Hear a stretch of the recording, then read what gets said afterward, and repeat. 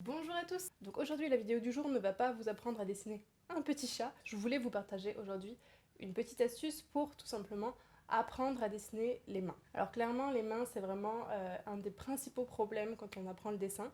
On a vite fait de les cacher derrière le dos de nos personnages, on a vite fait de les cacher dès qu'on peut. C'est d'ailleurs ce que je faisais moi-même quand j'avais du mal à dessiner les mains. Évidemment, on a plein de doigts, donc du coup, ils ont tendance à se chevaucher, on a des problèmes de proportion, elles sont souvent trop petites. Donc c'est pour ça qu'on va essayer de voir comment justement on peut simplifier un peu les choses pour arriver à mieux les comprendre et mieux les dessiner. Déjà, avant de vous révéler la petite astuce, une des choses à penser quand vous dessinez les mains, c'est qu'on a souvent tendance à les dessiner beaucoup plus petites qu'elles ne sont en réalité. C'est pareil d'ailleurs pour les pieds, je pense que vous l'avez souvent remarqué.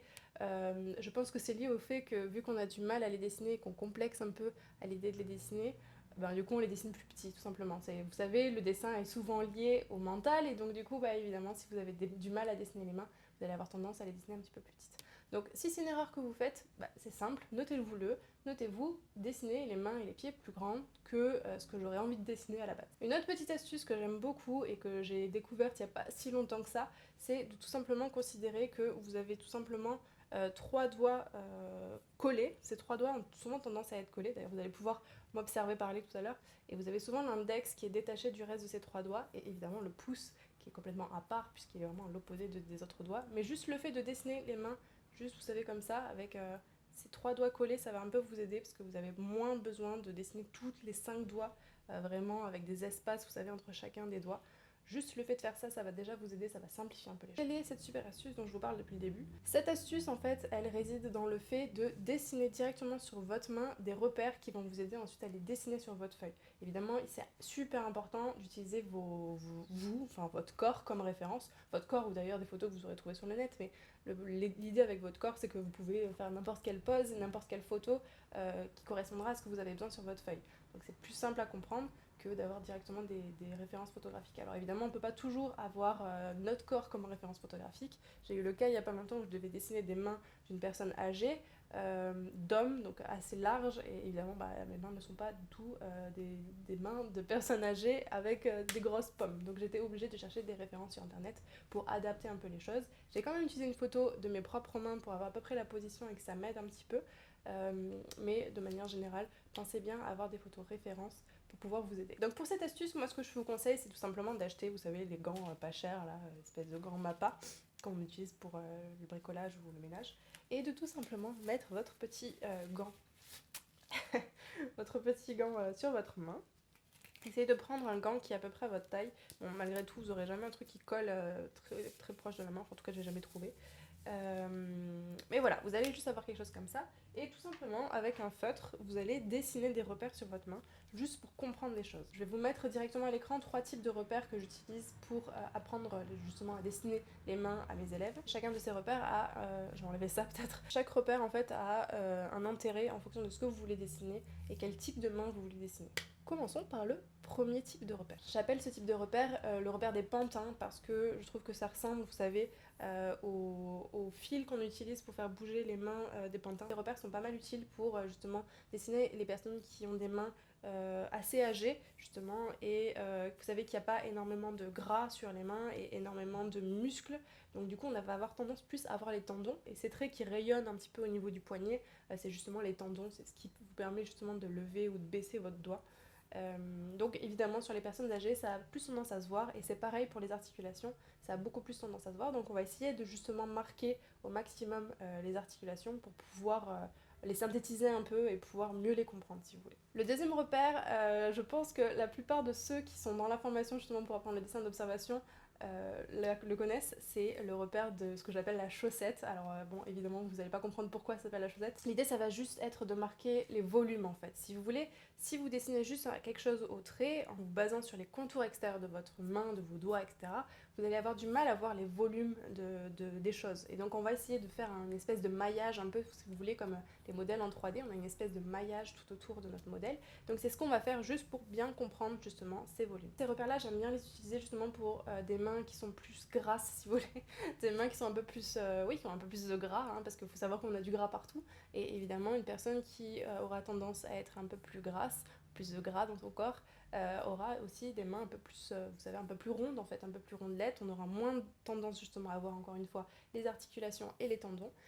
Et c'est beaucoup plus difficile à dessiner justement les mains un peu en chair parce que justement, en fait, on voit pas de détails en fait. Si vous voulez, c'est vraiment que des volumes très lisses si vous voulez.